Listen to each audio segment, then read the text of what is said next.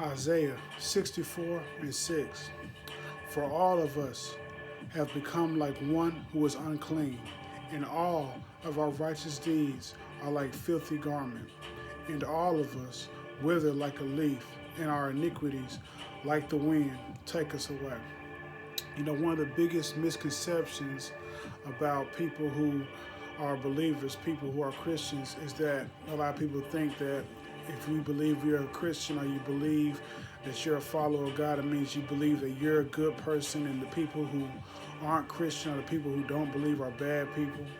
And this isn't it. The reason why we are separated is because of our belief in God, not because of our actions. As you see right here in Isaiah, we are told that our righteous deeds are like filthy rags to God. Now, does that mean that they're not pleasing to Him, that we're not able to be pleasing? No, we are able to be pleasing towards God, and so is an unbeliever.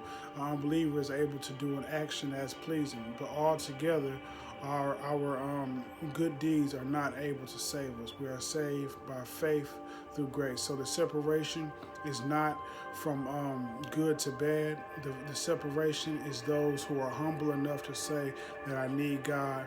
So the difference is those who are humble and they will say I need God, and those who say I don't need God at all, and I'm good all on my own. Those are the people who God separates. He separates those who are humble and say they need God, and those who say I don't need God at all, I'm good on my own. Those are the people that God separates. It's not good and bad. It's humble and self-righteous. So, one of the reasons why we're not able to be righteous on our own is because God's standards are way higher than human standards. God judges not only by our actions and our word, but also by our thoughts. Here in Matthew 5, starting at verse 21, you have heard that it was said to those, you shall not murder, and whoever murders will be in danger of judgment. But I say to you, whoever is angry with his brother without a cause shall be in danger of the judgment, and whoever says to his brother, Rakah, shall be in danger of the council. But whoever says, you fool, shall be in danger of hellfire.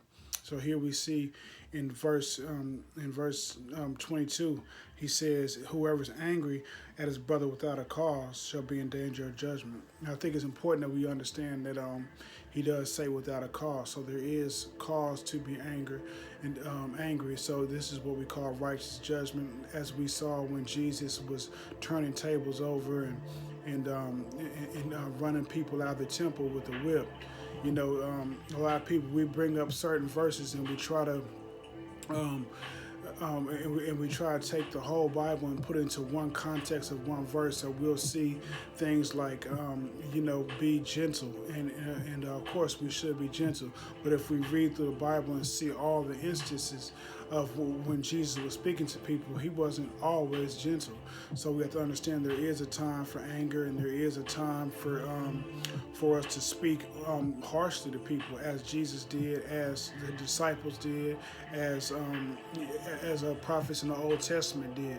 There are different people that need to be handled different ways. There's some people that won't listen to you when you speak gentle. There's some people that need to be handled differently, and this is why God uses all kinds of different people. He uses people in war. He uses people in times of peace. He uses rough people. He uses gentle people. So we all have a different calling, and there's different parts of the body of Christ. So it's important that we understand that there is a time to be angry. But here the Bible tells us that if you're angry with your brother without a cause, you're in danger of judgment. And I'm sure that everybody alive on this planet has been angry at somebody for some kind of selfish reason or for some kind of hateful reason. So this would put you in danger of judgment. So already you have failed to come to the standard of God. But let's keep reading. Matthew 5, starting at 27. You have heard that it was said of them at old time, thou shalt not commit adultery. But I say unto you, that whoever looketh on a woman to lust after her has committed adultery with her already in his heart.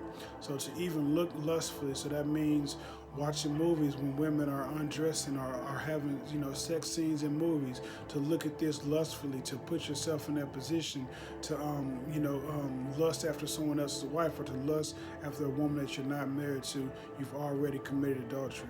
So once again, and this goes for women too. So once again, you lusting after celebrities or anybody that you've had these, so-called crushes over. If you've had any kind of sexual thoughts about somebody you're not married to, you've already committed adultery. So once again, if we've done this, then we've fallen short already and already deserve hell. So if we're all deserving of hell, as we can see here, why is anyone saved? Not over actions, but only through faith. Here in Exodus, another thought saying, in Exodus 20:17, you shall not cover your neighbor's house, you shall not cover your neighbor's wife, nor his male servant, nor his female servant, nor his ox, nor his donkey, nor anything that is your neighbor's. So here we go, putting this into today's context, if you if you covet after someone's car, if you covet after someone's house, after anything that belongs to anybody else, if you see yourself watching, videos of celebrities showing off their house, and if you have this deep want for this, whether it seems like that's something natural or not, that is sinful. So once again, any sin is enough for God to send you to hell. So if we deserve hell, why are we saved?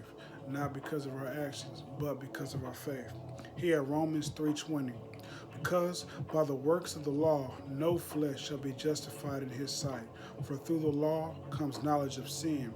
So through these laws, through these commandments, the only thing we really get is not some kind of standard to where we can make it to heaven. That's not what we get from the law. What we get is the knowledge of our sin. This is why the Bible tells us these things. This is why Jesus told us that if we even lust after a woman, is adultery, or if we hate somebody, then it's already a murder.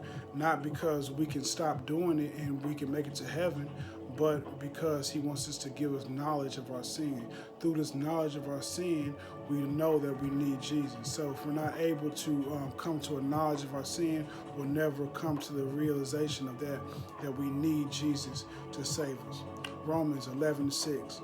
But if it is by grace, it is no longer on the basis of works. Otherwise, grace is no longer grace. So if we're saved by grace, and then we think somehow that the things that we do are going to save us, then we've fallen away from the grace of God. If God is trying to help us up, and we say, oh, I don't need your hand, I can do it myself, then he's going to remove his hand. He's not going to help you up. We need God to bring us to heaven. We need Jesus' sacrifice. So by trying to put it all on ourselves, or by looking on our works as if it saves us, this is denying the help that God has given us, that Jesus has done on the cross. Romans 8:3. For what the law could not do, weak as it was through the flesh, God did, sending his own Son in the likeness of sinful flesh, and as an offering for sin, he condemned sin in the flesh. So right there on the cross, Jesus came down in the form of man, because he did something that none of us could do. None of us can live perfectly. None of us can live without hating someone. None of us can live without lusting our whole life, or without coveting after something that belongs to someone else. So we've all fallen short. Some people, they might feel like they're better, but a good analogy is if we had to jump and touch the top of a building. There's some people that can jump really high, but if being saved is at the top of that building, no one's going to come close. You might get higher than somebody else, and you might start feeling better about yourself. You might look at how much higher you jumped than someone else, but then you look at that distance that you are from the top of that building, you're not even close. And that is the vastness of space that is between us and the righteousness of God. So we need to remember that we don't even come close, not even close. Not one person on this earth comes close, and only through Jesus Christ are we saved. Something to think about.